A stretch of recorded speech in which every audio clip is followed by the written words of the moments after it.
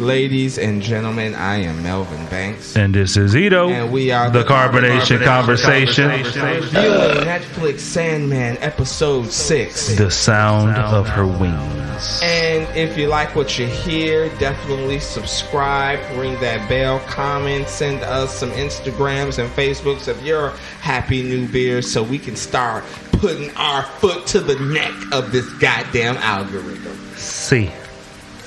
Now, I will admit, this was a rough episode, you son of a bitch. I love this episode. I think this is one of my favorite episodes of any show I've ever watched.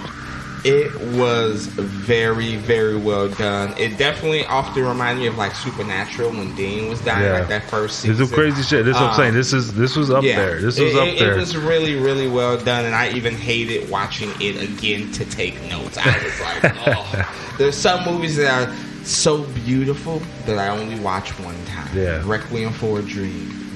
It just popped in my head. It's disturbing. Only watch it once. My God. Any movie you got that was so disturbing, it was so awesome, but you would only watch one time? What's the movie with Robin Williams? What Dreams May Come? Dream May Come. Man, yes. I can watch that anytime. That's so interesting. I watched it one time and I was just like, you know what? I can't watch this. Yeah, like it was pretty tripped the fucked out. Yeah. Yeah, and that was one of the things when he actually passed away. I put on my Facebook like that even fucking mattered. But I was just like, bro, how can someone who was partook in the movie What Dreams May Come commit suicide? He must have had a lot of demons. Yeah, and it hit me hard. Apparently because he just apparently they're saying he just couldn't live with the illness. What did he have? Parkinson's or Alzheimer's? I forgot what. Now that I don't know. I can't remember. But I didn't even know he had. He had something that they said he said he couldn't live with himself like that because he felt like he wouldn't be himself. Jeez. So that's why he took his own life in a way. Man, that's from what I remember. It often reminds me going to sadder to lighter to maybe inappropriate or funny is Dave Chappelle's joke on Anthony Bourdain. Yeah. He's just like, Anthony Bourdain killed himself. I knew somebody who lost everything. Girl took everything. He living with his mama right now. And he's the manager to Foot Locker. Like, he's a referee and everything. Right. Dave Chappelle says, and that nigga did never think to kill himself. No. See, because that's different when you're born. Yeah, of course, because it's just because it's true though. Because at the same time, it's like you can make a joke out of it, but it's true. Yeah. Because when you come from BS, and if you make some money and you lose the money, like you already know what it is to come from BS. Mm-hmm. But if you're born into money and you go down to the BS, it's like, I've never been here. Yes. What the fuck is this? Like, my mind, I can't live like this. Yeah, very, very true. And but R.I.P. Robin Williams, R.I.P. Anthony Bourdain, we fucking love you. Especially Anthony Bourdain, I used to watch his No Reservation shit. It was awesome. And obviously Robin Williams is a part of my childhood. The only movie I can think of right now, Flubber. Really? Hook all day. Hook. Man, I will day. Forever. My wife still can't go, like, literally watch through Hook. You know what she was fucking watching yesterday? What? Addams Family, the original. Wow. Anyway, can we just continue? Okay. Yeah, we did go. It's like 3 minutes and 50 seconds into it. Sorry, we're pretty tipsy right now. But, okay. Obviously, it don't even need to be a grade for this episode. We start off, Morpheus is in the park feeding birds, and he's looking depressed. Like, you can even tell, like, he just looks depressed. Yeah, like, he gets a soccer ball thrown at his face. He just randomly catches it without looking. Right. And then we have a young black woman who I will say is so attractive. Yes, beautiful. So attractive. Sit down beside him, ask him why do you look all gloom? What's wrong? And Morpheus, this is by far the first time he's actually letting you know how he feels. Right. He's just like, man, I went on this epic quest. Yeah. I got everything that I needed to get, and now it's over. Yeah. Then when I was captured, all I could think about was revenge, and when I got it, I wasn't satisfied. Oh yeah, I'm sorry. Happy New Year. Oh, Happy New Year. And Le Fefe. Le Fefe. And Chicago. I don't know why I was just reminding me of Ace Ventura. Chicago. Yeah, and what we find out is not only is that his sister, because she's just like, I really want to say she says stop feeling sorry for yourself, but I don't know if that's the end of the episode. That's why I'm just like, ugh. But she does just say, hey, come with me. You want to do my job? I mean, you want to help me do my job? And what we find out are two things. We find out that that's his sister, because the same soccer player kicks the ball and then she catches it, and then he's just like, hey, wow, you have good handles like he does, and she's just like, yeah, I'm talking to my idiot brother here. Type of and shit, like, right? Oh shit. So so it's just like, damn, who is she? Like, I didn't realize she was deaf at first. I thought maybe she was Desire or something. Same thing. But then also he was basically saying that he's more powerful than he's been in ages. But he's just not happy. He enjoyed the quest for his tools, but now that it's done, like, and that's when she tells him stop being pathetic. Yes, exactly. Go find a new fucking quest. Looking at my notes, I'm like, actually, me looking at my notes and just not, just going a cappella. And she does say like, you're as bad as Desire. She does. Yeah, exactly. I said you're worse than Desire. Oh, damn, who is she then? What the fuck? I was like, okay. You're self-centered. And it's funny because I wrote after that, she's like, hey, you want to come with me to work? And it's just like, Death has work to do, and it's horrible. That's what I wrote. I would fucking horrible. I put they go around the city gathering souls. Oh, hey, that's like the best. I swear, that's like the best. You read the book to kids. What does she do? She just gathers souls. She's just gathering souls. That's all. That's all she's doing. Have a good sleep. Right. She goes. She deaf. Apparently, she got that Coke card where you could just remember that Coca-Cola card back in the day. Yeah. Get free shit. She got a free apple and shit. The first. Oh, I will say this because they do have a conversation. When he's still talking about his life, and she's just like, oh, how are you? I'm fine. And then, Morpheus is like, how are you, sister? And where have you seen everybody? And she's like, yeah, we had dinner maybe about a year ago, but it was a little awkward. But I don't know if she says Desire or Destiny was kind of like you at the dinner. It's like you missed it because I think she said Desire. She said Desire was in high spirits. Yeah. Because they were like basically saying Desire. See, and you could tell Desire and Dream apparently don't get along. Mm-hmm. And then he asked, "Is there any word from the prodigal?" Yes, I wrote that shit down. I was like, "Who that?" Right. Who that? Like the prodigal. I was like, okay. Right. And then she's like, "No, we haven't seen him." But she does say something along the lines, "We haven't seen him just like you." So I'm like, "Is that a sibling, or is that's the boss?" But anyways, they go to a. This is her first stop. The first soul. Yes, is a violinist, some old man. It's like we're trying to edit it for kids and shit. Right? His first soul. The first nigga she killed. No. We hear some lovely music. He's a violinist. They go upstairs and she's just like, don't stop, keep playing. His name is Harry. And I'm assuming the thing about Death, the ability that she also has is to make people recognize that she is deaf. Basically, that this was the whole point of it is that she knew how to make people feel comfortable. Yes. Basically, that she's there. We're here for them. They're not here for us. Type shit. Yeah, and it's fucking heartbreaking. Like this first half of the episode. When she basically he sees that basically he's dead, and basically he's like, well, allow me to say a prayer. And she gives him the time to say a prayer and all that stuff before they go off.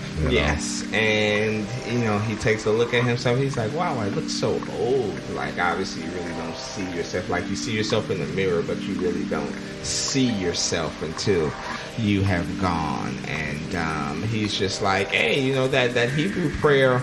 My dad taught me that's a prayer that you're surefire gonna get into heaven." I noticed he said that shit. I'm just like, for your sake, my dude, I hope. And they call it the Sunless Lands. I did want to throw that out there, but he's just like, hey, what happens now? Like, where, he's basically kind of asking the same thing we would ask. Right. Like, where do we go from here? Right. And she's like, this is where you find out. I'd just be like, bitch, that's a cop out. I need to know before. Like, I know that. Well, this is basically you're going to where you're judged. You know what I mean? Man. So, okay. I ain't never killed nobody, so. So after that, basically, on the way, as they continued, he asked her basically, when I was captured, they were looking for you. Yeah. And then she looks at him and says, I know. Like, damn, what does that mean? I know. Like, so crazy, we forgot to mention that she was like, man, you should have asked for my help. Because even fucking your favorite person, the Raven, didn't he say, like, why don't you ask your sisters and brothers? Yeah. Somebody asked him, and he's like, hell fucking no. And she even asked him, I think, when they're sitting on the bench, like, why didn't you ask for my help? And he's like, prideful like Damon. Just, prideful. Obviously, they're all gods. And he's like, you got your own plane to worry about. But yeah, she knew that they were looking for her. So then they go to the next soul. Yeah, she's like, hey, why don't we take off our shoes? Trust me, you don't want to take off our shoes. Is that the person? Yeah, where they go to the beach. Bro. Yeah, basically, it was a man who was on his honeymoon, and he basically apparently drowned. Yeah, and he's just like, I just want to, and once he figures out when, I don't know if I wrote his name down, but once she, or even if they said his name, I don't know either or.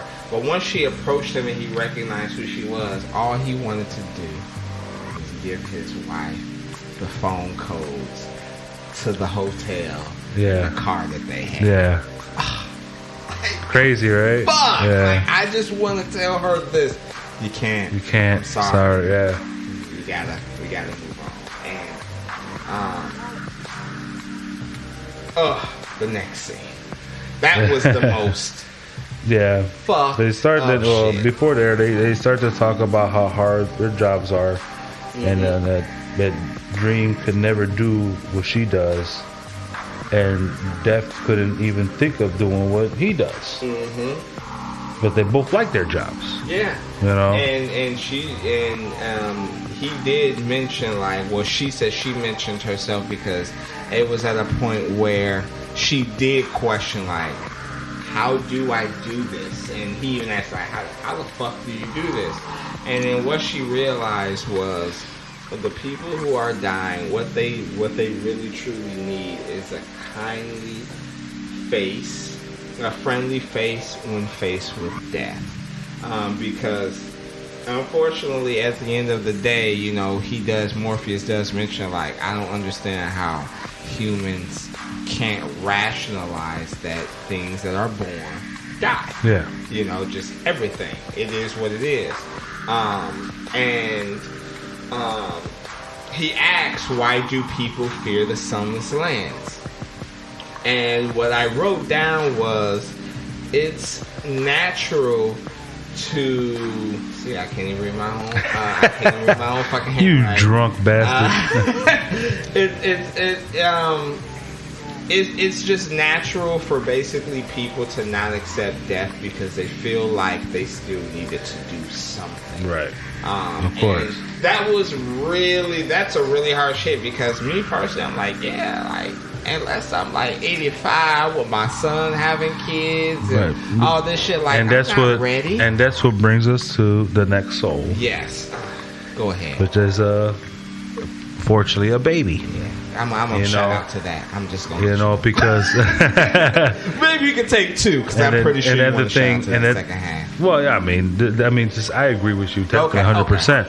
But yeah, that is fucked up but you know what happens? Yes. In this world, babies pass away, and unfortunately, sorry. Shout out to anyone who's been through that bullshit. With the baby just screaming, I really thought possibly it was just gonna be the. No, I knew. I noticed it right away because they went from old to middle to young to baby. I saw that. Wow. You didn't realize, that's great and happy new beer before we take these shots. That was actually really good. Man, you know what? When me and you were talking on the Game of Thrones review about the best shows in television, and you brought up Sandman, just how different it is. I salute you to that because it is very. Like I guess that's why this episode just tripped me out. You know what I mean? Like this show has been fucking crazy. Yeah, and it's you know, really good. So far, for what I'm hearing, it's up in the air for season 2. It hasn't been confirmed. Hopefully, fingers crossed. You know what I mean? But that would be fucking awesome. And I after she took the baby and she was just like, "Hey, little one, yeah, I know that's all you get. Come with me." And the most heartbreaking thing to me is you hear the mom as they're leaving in the background talking like, "Hey, I'm getting your dinner ready. You gonna like this?" And she's noticing. And then I love how she purposely says it's time to go before the mother realizes that the baby is dead. Because I think that would have been too much for even my ass to for take. anybody, right? Like, it was just tragic. And this is basically when they talk about how they're here to serve the people, and they're not here for us. That purpose is function. Mm-hmm. And she even says like, "I'm not alone." When she's like, "I used to think I did my job alone, but I'm not alone. I'm with them." Like at the end of at least how I interpreted this specific line, she said, "At the end of the day, I'll be here when the last being dies, but I'm gonna be over there on the other side with them." Yeah.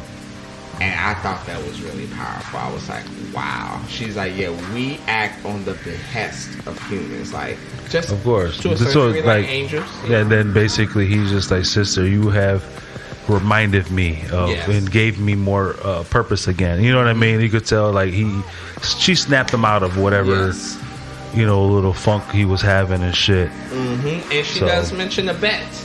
Or not really a bet. Maybe was it a bet or game? However you want to say it. It was a bet, I believe. It was a bet? Okay. Yeah, it was a bet. Yes. And this bet had to do with Hob. And that's when obviously so first of all, that's when they separate. Yes. And then we go into our next half of the episode. Like this is like I tripped. I love this because it was like I felt like it was 2 episodes in one. And what was crazy was they packed all that information in the first. I know. I thought it was an hour. That's what I'm saying. This seemed like 55 minutes. This seemed like it was 2 episodes of one. It was so great. This is what I'm saying. This is one of my favorite episodes. Yeah. But shout out to the baby. Yes, and Death. I hope whenever you come great. for me, she was beautiful. Just that beautiful, but not anytime fucking soon. Can you pass me a beer, please? Yes. Pass you some Hogarden. Hogarden. What are you trying to say? No. That you a hoe in the garden? I don't know. I mean, who would think of a name I'm trying to open the beer with my card. Oh shit! I was like, "Where's your Thanos?" My hammer. Yeah. But yes, and so, like we mentioned, they mentioned a waiver. What's interesting is she says, "I can't come for 2 people." She did mention 2 people. I forget the first name she mentioned. It was a weird name. I'm not even gonna attempt to. I was about to say Medicine Ball. Medicine Ball. But she does mention 2 names, and she says, "And then our experiment," and that's when we go back in time to 1389. 1389, yeah. You see, Dream and Death go into a tavern. I thought she was going to immediately be hanged. I'm like, black woman. I know you a woman of God. But like, I'm scared. Come on now. And they basically overhear a man named Hob talking about how he wasn't afraid of death, and he planned on not dying. Yes. That people die because they expect it, they wait for it, they fear it. You know what I mean? Which is actually, something to think about mental. You know what I mean? Back in that day, 1389. But go ahead. But they basically found that entertaining. Basically, they decided to make a wager. And Dream approaches him and says, if you don't want to die, then fine. Meet me back here in 100 years. And I feel like Morpheus at this point, he just don't believe, like, he won't have nothing to do with people. Even when they go in to have a drink, he don't want to drink their beer. Right. You know, fucking Death is just like, listen to the people, listen to their conversations, listen to their interaction. You will actually start to actually, you know, right. like them and appreciate, or even not like them, but understand the choices that they make. And he's just like, what, did you hear about this? She's like, bitch, shut the fuck up and just listen. So I do like that. So like you said, they do make a wager. And then, obviously, Hob, you know, thinks this is a joke. Of course, yeah. And then at the same time, Dreams thinking that in time that he's not going to He's going to be begging for death. Exactly. So you know what I mean? Go 100 years later, this is 1489. And at this point, Hob is like, what the fuck is going on? Like, right, he basically shows up with questions like, yo, what's fuck? Is this? Are you the devil? Yes. Did I make a bargain with the devil? You know what I mean? And Dream's like, no. and Dream is just like, you know, I just want to know your experiences. Like, how have the last 100 years treated you? And he is shocked to find out how. He's just like, fucking awesome. Right, yeah. Like, I'm good. Shit. Yeah, he talks about the evolution of human. He's like, man, back in the day, we didn't have a chimney.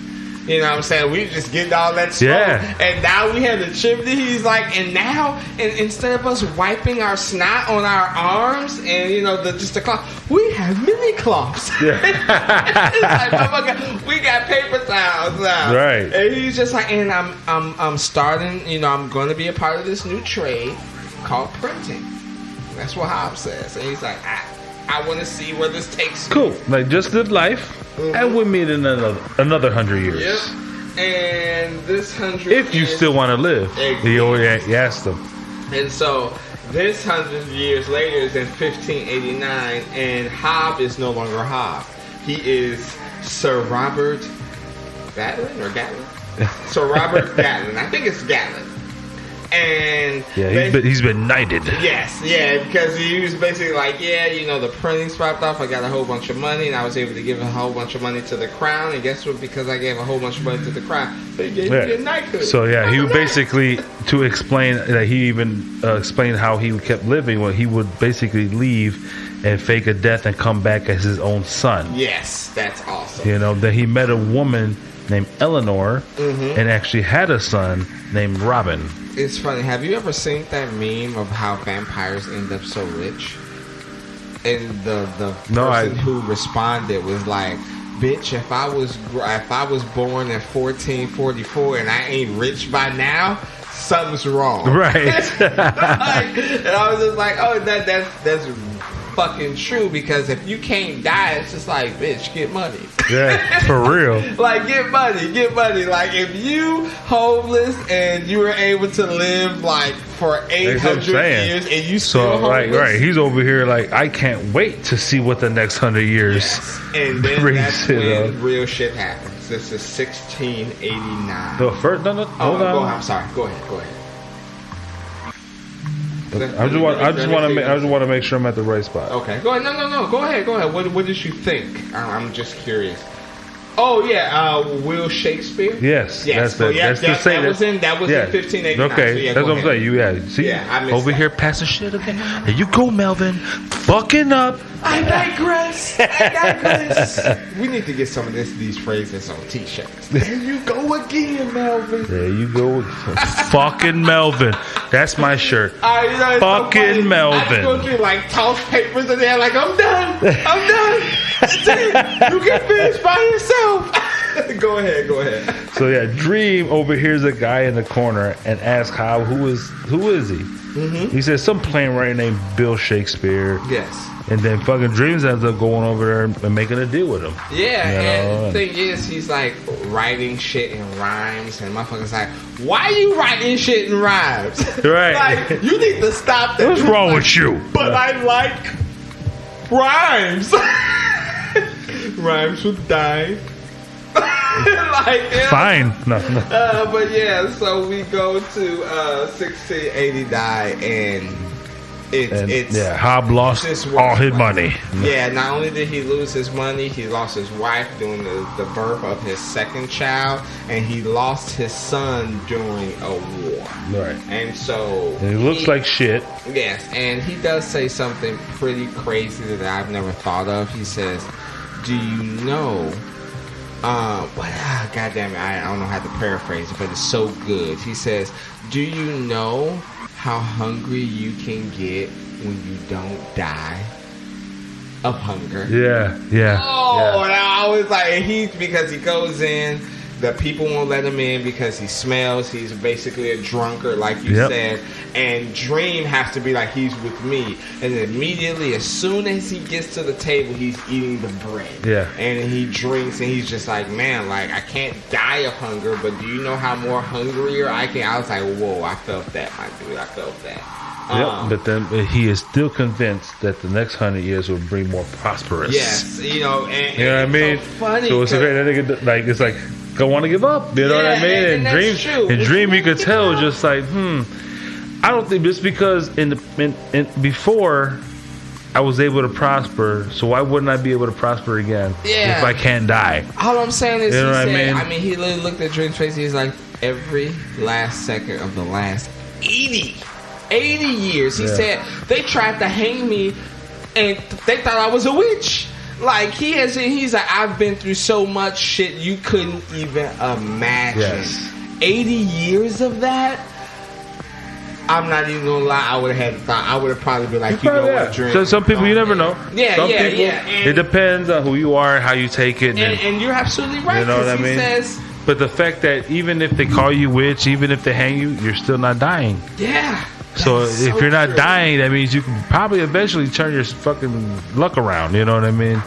And at this point, when he says, you know, I'm willing to live, is that when that picture is drawn? Is that the date that picture is drawn? When I think the next 100 years is Joanna Constantine. So I'm wondering, was that picture drawn then or before that? It was either one. I'm not 100% when the picture drawn. But I probably at that time. Yeah. You know what I mean? At this point, we are at 1789. 1789. Fortune does turn. Yes, and he is making good money off of slaves. Slaves, exactly. And even I do like, you know, me being an African American here, I do love it when certain movies, even updated movies, mention that, brother, we ain't had no part of this. Right. Even in fucking Batman Begins, fucking Alfred was like, we funded the Underground Railroad. It's like, you know, I love it. And then of course, just tells him like Morphe doesn't agree with. Yeah, he's like, hey, you need to get another profession. Come on, man. I gave you a choice, so why can't you give the other man that you're shipping a choice? And he does. He says, I'll think about it. Right, I'll see what I could do type of shit, right. And this was but that was tripped out, but at the same time, I was just like, they're just trying to make Dream look good, you know what I mean? Yeah, and I like how it was like the cool, Jack the Ripper time, and the time that we're at now. Yeah. I love that shit. And then we meet Joanna Constantine. Yeah, she has a picture apparently from 100 years ago, and she tells the legend of the devil and the Jewish man. Yeah, and I love this scene because it's hilarious but serious to me. Because Hob goes, am I supposed to be Jewish? You know what I'm saying? And she was like, my if you thought this was the devil and the Jewish person, do you really think your two muscles could take them? Because she really thought that. Yeah. And she was just basically, she wants immortality. Yes, and she's just basically like, A and B, handle them. Now my dude Hob over here totally forgot that he's been in like 100 wars. Like he knows how to defend himself. He basically handled those two dudes. Basically he fights them off, knocks them the fuck out. She busts out with a knife and fucking Dream blows sand in her face. Yeah, knocks her the fuck out. She's having a nightmare because he says she has, I mean, along the lines he basically says she has demons that she hasn't faced in a while. And then they meet again 1889. Yes, 1889. So my bad. I say 1889. And before Dream walks in, she meets Lushing Lou, or that's her name? Mm-hmm. AKA well, the hospital. The hospital, right? Yeah, it's like, people keep going in, and then men gets into the hospital after. I'm like, damn! Oh, like, damn, this bitch. Okay. And Hobbs says because Morpheus does say like, hey, this looks like a hooker from that time. And then his name is her name's Louise Baldwin. Mm-hmm. Like, he already knew who she was and all that. And he's just like, you know everything. He's like, what's going on? And then they talk about Shakespeare, William Shakespeare. He's like, hey, the guy that you actually was talking to didn't write that many bad plays. He was actually pretty good.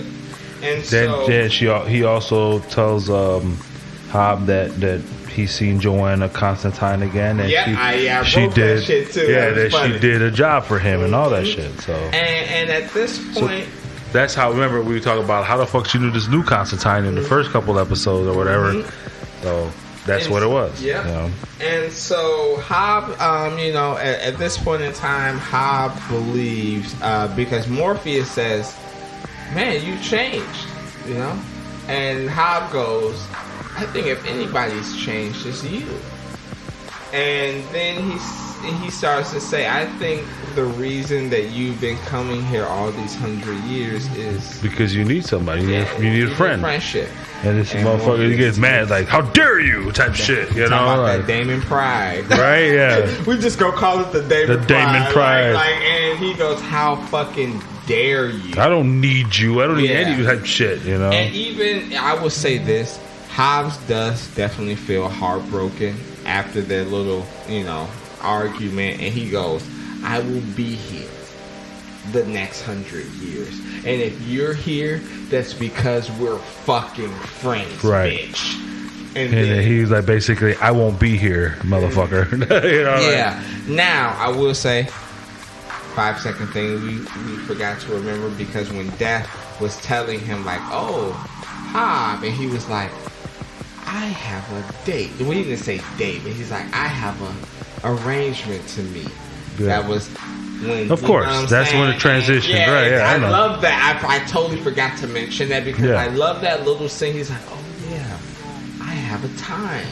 And then we talked about all this stuff, but before we get into when they actually meet, we do have Hobbs coming in there at least 2 or 3 times.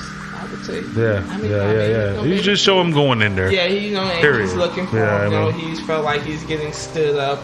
I do like the last bar that he was in when the bar told him that they were going to close because, they're going to be basically apartments, but the bartender asks him if he wants like some old school whiskey from back in the day, and the guy's like, oh, this is the old good stuff, and Hobb goes, yeah, I'm older than you think. He tastes it. It just seems like when he tastes it, he reminisces about how far he's came. Yeah. And then we have Morpheus back in present time, looking for that same bar, but no, this is a sign that says the bar has been moved. Right. Locations. And then basically he's 33 years late. Yes. And like you said, the patient, it turns out Hobb bought. It owns the new bar. Yeah, because basically. The old guy was like, money basically rules it all. And it's actually a really, really great scene. I was joking with you earlier. I know. I think the smile lasted a little bit too long. And I know, I felt like I said, I know you said that, and I truly felt like it was trying to show you a different side of Dream. Yeah, more human. More... I guess. Feelings? Yeah, I wouldn't even say human. I just more like just to show you that gods can have feelings. Yes. Because it tries to put out the fact that the gods are gods. We're not human. Yes. We don't have feelings. But the fact we can't stand the fact that right, the fact that he was able to enjoy his time with Hobb shows you that he is more closer to a human than he even thinks himself. Yes. You know what I mean? And it's awesome because he does end. Do you have the ending lines that Morpheus says? I'm just curious. No, I don't. Okay, because I'm about to summarize. Go ahead. He just goes to say Hob is like, oh, you came because obviously he's missing. He's like, yeah, we wouldn't want to keep one's friend waiting. Right. And that was. And that's when they did the close up on his face. I'll take a shout out to that. You right. Take a shout out before we get out of here. And then the only other thing I have is Desire's plan failed.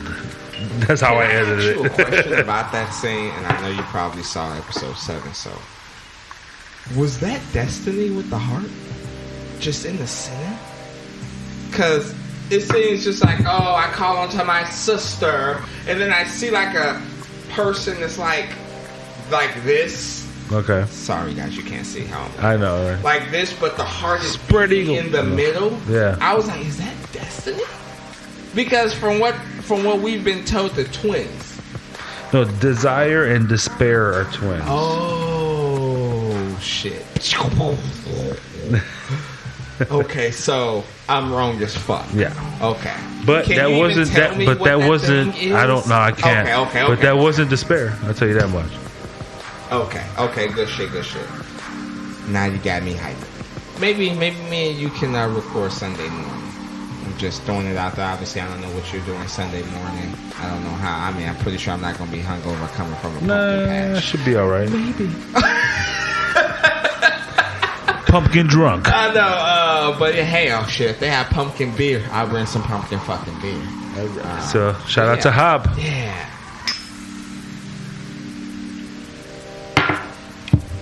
Dad, I would do that 100 years. Can we make a deal? I would do that 100 years in a heartbeat. Can you hit up the car? Could you imagine a conversation? Wow, the conversation going like 500 years, and we just pretending we each other's kids and shit. Right. But recorded on Jetpack.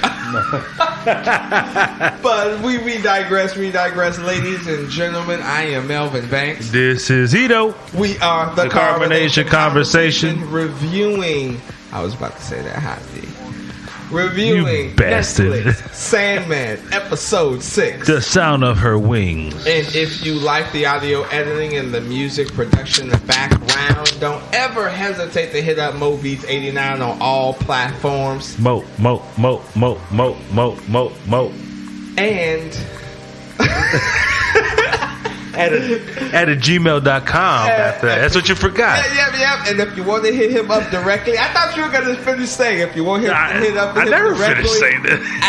at Gmail at the end of that motherfucker. Sorry, I said shit. I just ad-lib. Come on.